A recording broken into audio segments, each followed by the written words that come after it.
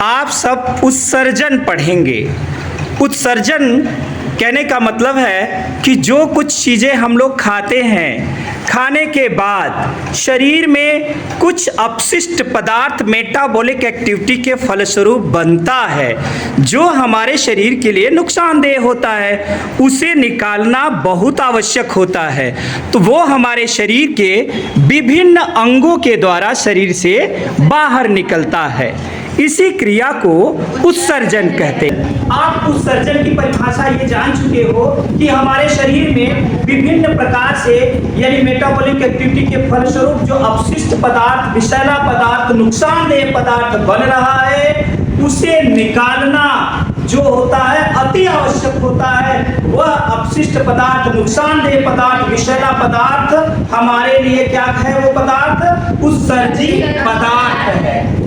और उस उत्सर्जी पदार्थ को निकालने की क्रिया उत्सर्जन कहते हैं। और जो अंग उस उत्सर्जन यानी भाग लेता है, यानी जो उस पदार्थ को निकालने के लिए जिम्मेदार होता है, उस अंग को उत्सर्जी अंग कहते हैं। यानी हमारे शरीर में जो अंग बेकार की चीजों को यानी शरीर में बने हुए अपशिष्ट पदार्थों को, विषैले पदार्थों को निकालने का काम करते हैं, उसमें भाग लेते हैं, उन्हें उत्सर्जी अंग कहते हैं। तो मनुष्य में कुल ये 5 उत्सर्जी अंग मुख्यतः माने जाते हैं। इन उत्सर्जी अंगों में त्वचा क्या होती है? आप जानते हो कि हमारे शरीर में रोम छिद्र होते हैं। इन रोम छिद्रों से छोटे छोटे पसीने के बूंद के रूप में पसीना निकलता है। पसीने में क्या होता है? साल्ट होता है, नमक भी होता है, अपशिष्ट पदार्थ भी होता है।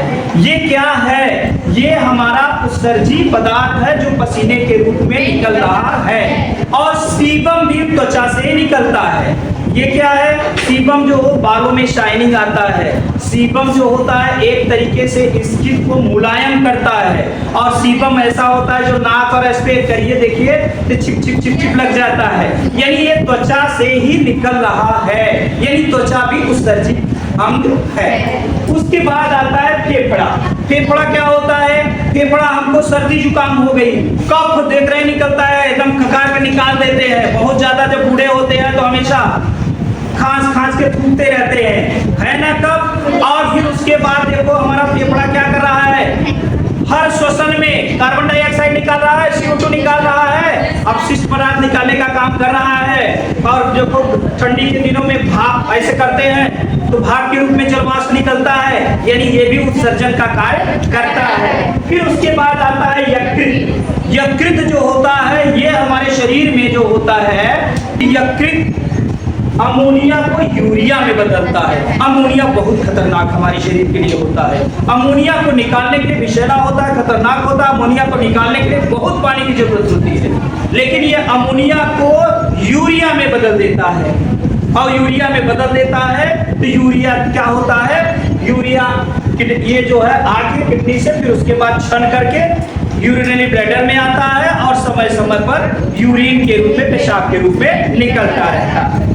तो ये जो है ये हमारा यकृत यूरिया को अमोनिया और फिर यानी ब्लड का जो कंपोनेंट बाइल्रुबिन है बिलिवर्डिन में टूटता है, ये भी मृत्यु के बाद इसको भी निकालने का काम करता है। फिर उसके बाद बढ़िया, आप जानते हो जो कुछ भी खाते पीते हैं, खाने पीने के बाद जो बचता है अपच पदार्थ, जो बेकार की चीज है, बड़ी आंत में समय समय पर उसे म्यूकस और अपच पदार्थ और मल के रूप में समय समय पर बाहर निकलता रहता है, यानी निकाल दिया जाता है। फिर उसके बाद आता है वृक्क। ये किडनी जो होती है, ये कहा जाए ये यूरिया को ये बनाया कौन? यूरिया या यकृत। और यूरिया को और यूरिक एसिड को ये है किडनी की संरचना। ये क्या है? ये किडनी जो मेन आपको पढ़ना है, आपको किडनी पढ़नी है। किडनी कहाँ होती है? किडनी ये कहा जाए यानी आपके पीछे की तरफ कमर के पीछे एक जोड़ी किडनी होती है जो सेम के बीज के आकार की होती है। यह लगभग जो है 140-50 ग्राम के आसपास होता है। ये जानिए, ये दाई किडनी जो होती है वो थोड़ा सा लीवर की वजह से दबी नीचे की तरफ होती है, अब बाई किडनी थोड़ा सा ऊपर होती है। ये किडनी के यानी ये कहा जाए एक जोड़ी किडनी या दो किडनी होती है। एक जोड़ी का मतलब दो, यानी ये लेफ्ट और राइट। किडनी जो होता है दो भागों से बटा होता है, यानी एक कार्टेक्स, बाहर वाला कार्टेक्स और अंदर वाला मेडुला होता है। किडनी के ऊपर एक टोपी की तरह संरचना होती है, इसे अधिवृक्क या ये कहा जाए ये अधिवृक्क ग्रंथि, ये अधिवृक्क ग्रंथि होती है। और ये इस किडनी में इसकी लंबाई 10 से 12 सेंटीमीटर और चौड़ाई 5 से 7 सेंटीमीटर होती है। ये कहा जाए एक किडनी में लगभग 10 लाख के आसपास इसमें छोटी छोटी नलिकाएं होती हैं। इस किडनी की इकाई को नेफ्रॉन कहते हैं। जिससे किडनी बनी होती है उसकी इकाई को क्या कहते हैं? नेफ्रॉन। ये नेफ्रॉन की यानी छोटी छोटी नलिकाएं 10,000 होती है। ये जानो, ये 10,000 नलिकाएं मिलकर ये किडनी बनी होती है। और ये किडनी से छन करके इसका काम क्या होता है? किडनी का काम छानना। किडनी का काम होता है छानना। ये छान करके काम की चीज ले लेता है, बेकार की चीज बाहर कर देता है।